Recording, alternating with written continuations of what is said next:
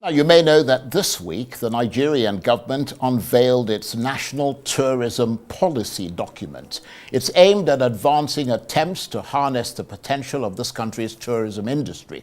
The government hopes to attract enough investment to turn the sector around. And let's face it, Nigeria's tourism sector is in a decrepit state as a result of decades of neglect and lack of funding, with many sites taken over by bushes and wild animals. Most states in this country, apart from maybe Cross River, appear never to have thought of diversifying into tourism as a way of raising their internally generated revenue, but prefer to rely almost entirely on monthly allocations from the federal government. And even if they wanted to grow their tourism sector, how do they do this without access roads, proper transport, and adequate security?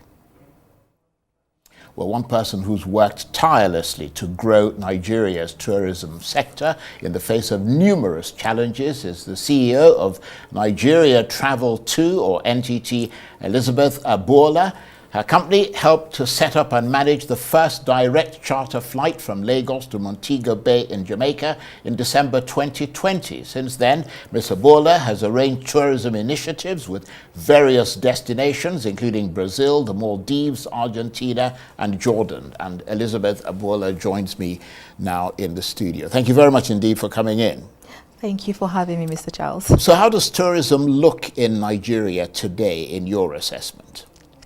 Well, I think in my assessment is double: the actual face of things and how I feel about things. So in the face of things, the Nigerian tourism feels as almost non-existent. We have very few people that are promoting Nigeria in the international space. Yes, we're doing a lot domestically, but domestic is not what is going to get us the dollars we need for us to see the real revenue in the tourism industry. Whilst it feels like we don't have good roads, we don't have this, a few of us have worked tirelessly to be creative, even out of nothing, to make something.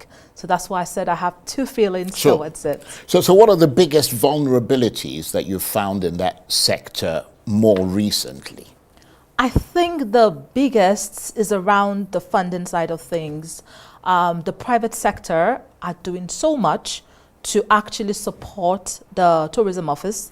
However, there's only so much private people can do, and there is never funding from the government. There's never anything. So a lot of the tourism promotions I've had to do, the countries I've had to visit, I've had to do by myself just to go put Nigeria out there. In 2022, a country like Indonesia, we're having problems with visas for Nigerians. I went there with a group of tour operators to go speak to the tourism board there, like, listen, we want to have a mutual exchange. Our people come for tourism and you come to ours. So we had to use our money. Well, did they say, well, we don't want to come to your country? They didn't actually say that. They said, we don't know about your country. Right. When I said to them, do you actually know that as you speak 4 languages, as your number, Indonesia is number 4 in the amount of languages, Nigeria is number, no, they are 3, we're 4. They're like, oh, really? We talked about so many similarities, and they're like, okay, once you guys are ready, we're happy to come. Yeah, but I mean, that's the big question, once you're ready. I mean, you can't have people turning up when you don't have security, you haven't got good roads and so on. I mean, I remember traveling through Cross River State. They've got some absolutely fantastic tourism sites there, but most of the roads were all banged up. I guess what is instructive as well about what you're doing is that the tourism traffic is not coming to Nigeria, but is going the other way, away from this country. I think it's going the other way because a lot of those countries are actually paying for tourism promotions. They're actually investing in promoting their countries to Nigerian operators.